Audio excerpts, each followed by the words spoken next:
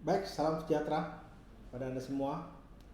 Dalam pertemuan ini kita akan bahas dan menganalisis bagaimana etika dalam suatu proyek sistem informasi, di mana kita terlibat di dalamnya.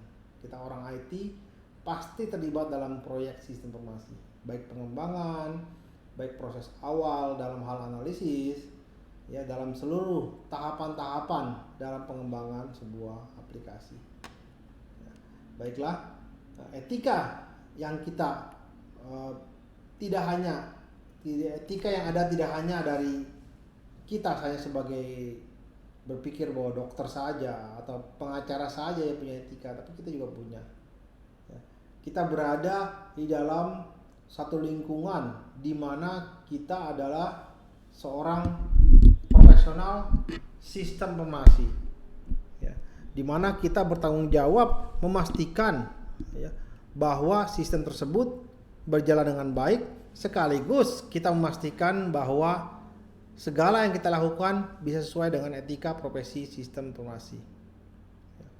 Kita harus punya, jangan membuat susah orang lain, tapi juga kita bikin happy orang lain. Itu intinya.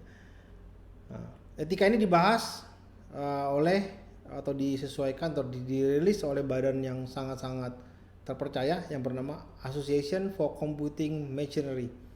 Ya, Anda bisa masuk ke websitenya, namanya acm.org atau acm.org, ya. Nah, apa saja isinya? Isinya mengandung Code of Ethics and Professional Conduct untuk orang komputer seperti kita, ya. Untuk orang sistem informasi seperti kita, apa sih Code of Conduct-nya, ya? Ya, mari kita lihat, ya. Nah, baik mau teknologi informasi maupun sistem informasi itu sama, ya. Selanjutnya, kita sebagai seorang manusia tentunya kita miliki, ya, kontribusi terhadap masyarakat dan juga kontribusi terhadap kesejahteraan dari manusia. Ketika akan merancang atau menerapkan sistem, kita harus berusaha memastikan bahwa produk-produk kita akan digunakan dalam cara yang bertanggung jawab dan memenuhi yang namanya kebutuhan daripada masyarakat, kebutuhan sosial, dan tentunya kita harapkan tidak ada produk-produk daripada IT yang bisa berbahaya bagi kesehatan dan kesejahteraan manusia. Apa aja itu? Kalau kita membocorkan identitas pasien misalnya, jangan, ya. Mereka akan malu, ya. Seperti Pak Hendy misalnya. Ya, Pak Hendy diketahui identitasnya pernah ke rumah sakit karena dirawat kena sakit panu misalnya. Kan malu Pak Hendy, ya. Tentunya itu tidak kita harapkan. Itu identitas rahasia Pak Hendy sebagai seorang yang pernah memeriksakan kesehatannya. Kita harus jaga kesehatan kita dan kesejahteraan kita, ya. Dan kedua, hindari menyakiti orang lain. Prinsip ini melarang penggunaan komputasi dengan cara yang mengakibatkan yang namanya suatu kehilangan bagi orang, kerugian disebutnya. Jangan deh, ya, itu jangan dilakukan. Tindakan ini bisa meliputi kerusakan, juga bisa yang disengaja atau modifikasi file-file dan program yang menyebabkan adanya usaha atau pengeluaran yang tidak perlu. Buat apa gitu? Kita hack komputer orang lain dengan tujuan mengambil datanya, buat apa? Nggak ada gunanya, ya. Itu hanya membuat etika menjadi lebih jelek etika kita, ya.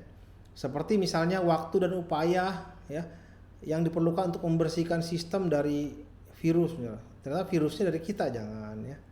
Itu kita harus hati-hati di situ, ya. Kemudian jadilah seorang IT yang jujur dan dapat dipercaya.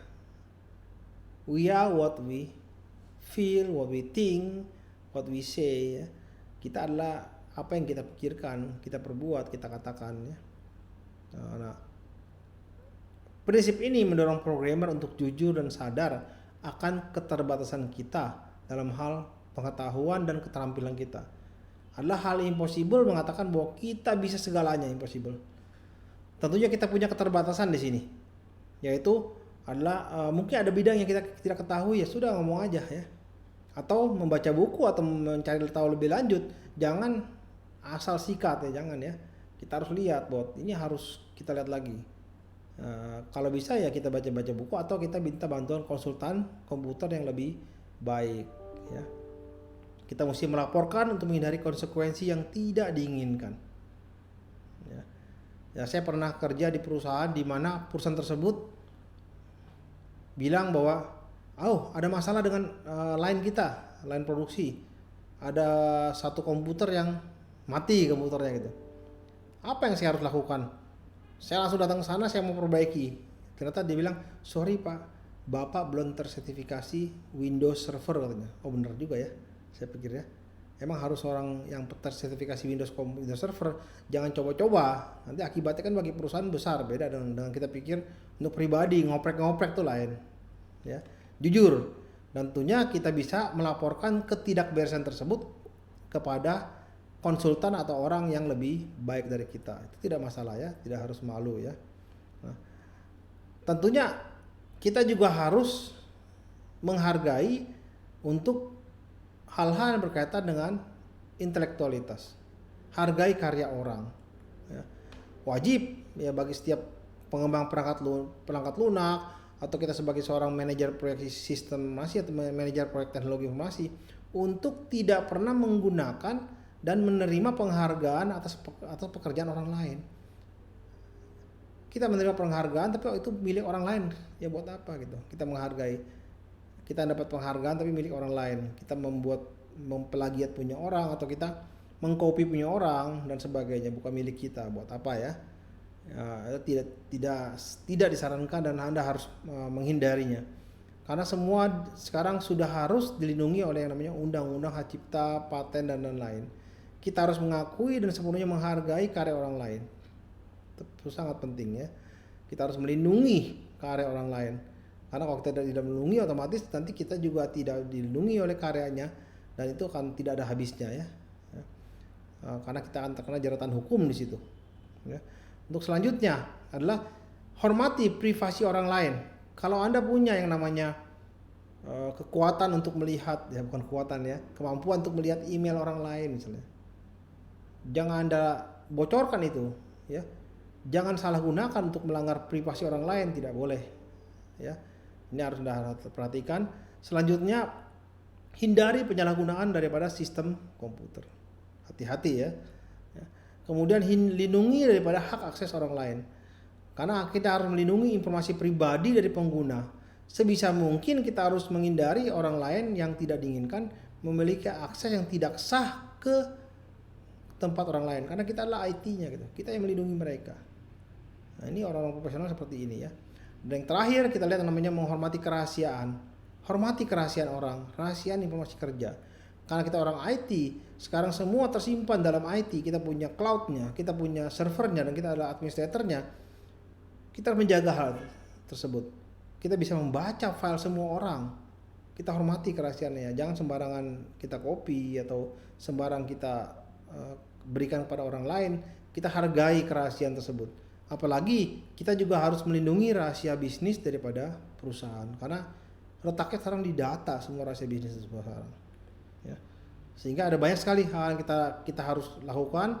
Sebagai kesimpulannya adalah ya, jangan lupa bahwa berikan kontribusi pada masyarakat dan kesejahteraan manusia, kemudian hindari menyakiti orang lain, selanjutnya jadilah orang yang jujur dan dapat dipercaya, selanjutnya berilah penghargaan yang tepat untuk properti intelektual, hormati privasi orang lain, selanjutnya hormati kerahasiaan. Demikian materi pada hari ini. Semoga Anda semua bisa menganalisis dan bisa menjelaskan lebih lanjut daripada hal ini ke dalam sebuah artikel yang akan kita buat pada pertemuan akhir nanti. Ya. Terima kasih. Salam sehat dari saya, Hendy Sama. Semoga semuanya tetap bahagia.